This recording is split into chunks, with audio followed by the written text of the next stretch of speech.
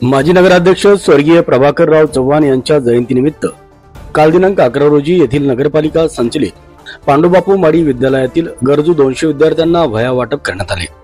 कार्यक्रमाच्या अध्यक्षस्थानी आमदार काशीराम पवार होते।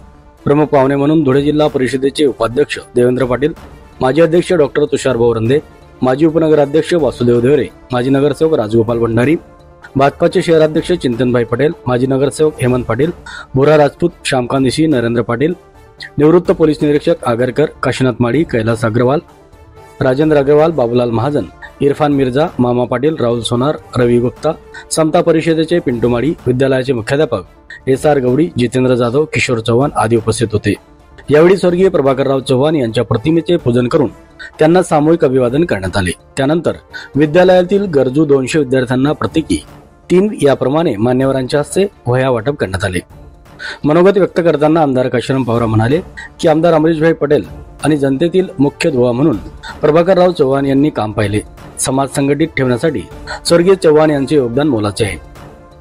त्यामुळे विद्यालयातील बहुउद्देशीय सभागृहाचे नूतनीकरण करून नव्याने बांधण्यात येणाऱ्या सभागृहाला स्वर्गीय प्रभाकरराव चव्हाण यांचे नाव देण्याची घोषणा आमदारांनी केली। कार्यक्रमाचे प्रास्ताविक सूत्रसंचालन व आभार प्रदर्शन योगेंद्र गिरासे यांनी केले। कार्यक्रमाचे आयोजन वासुदेव देवरे, श्यामकांत ऋषी, नरेंद्र पाटील, भोरा राजपूत, विनायक कोडी आदींनी केले। कार्यक्रमात स्वर्गीय प्रभाकरराव चव्हाण यांच्यावर प्रेम करणारे युवा मित्र परिवार मोठ्या संख्येने उपस्थित होते। चव्हाण यांचा वाढदिवस आहे। आजच्या दिवशी सगळे त्यांना भेटायला जात असतात। मी सुद्धा त्यांच्या घरी जात असतो, परंतु आज ते आपल्यामध्ये नसल्या कारणाने,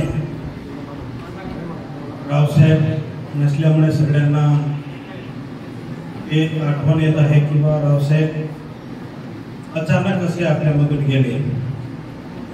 खरोखर अल्पशा आजारामध्ये ते अचानक गेले आपल्यामध्ये। 7 महिने झाले असे मला वाटतं, आणि 7 महिन्यामध्ये आज त्यांचा वाढदिवस आहे। रावसाहेबांशी माझा 15 वर्षापासून एक चांगला संबंध आलेला आहे। आमदार झाल्यानंतर त्यांच्याबरोबर काम करण्याचा एक संबंध आलेला आहे, आणि रावसाहेब एकदम घरच्या भावासारखे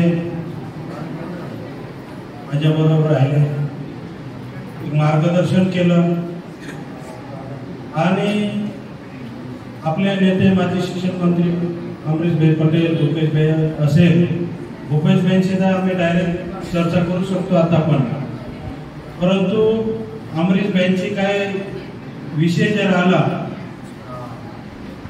तर भाईंना न सांगता आम्ही रावसाहेबांना पहिले सांगायचो की रावसाहेब असं केलं तर काय होईल।